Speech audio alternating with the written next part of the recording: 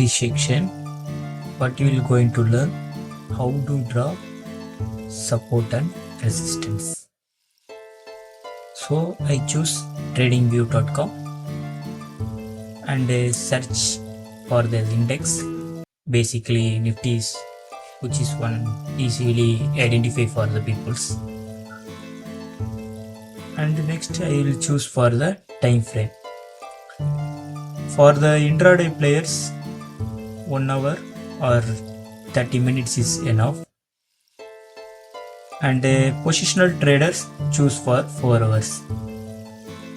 And I will choose for now 1 hour. Today low, that is the first support.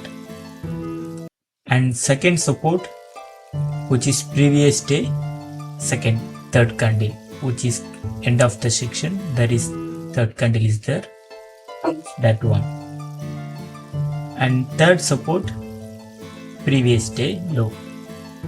For the intraday players, 3 support, 3 resistance for enough for the intraday.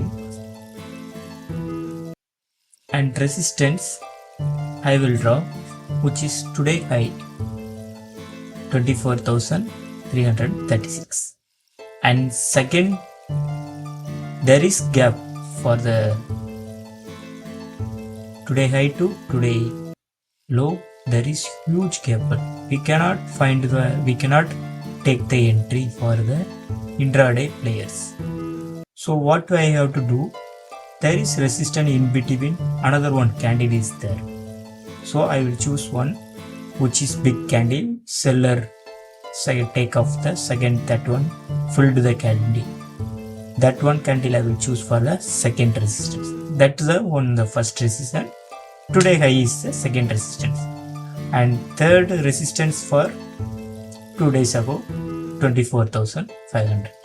If you are cannot draw, there is solutions. Go to indicator, find out word point standard. Choose that one.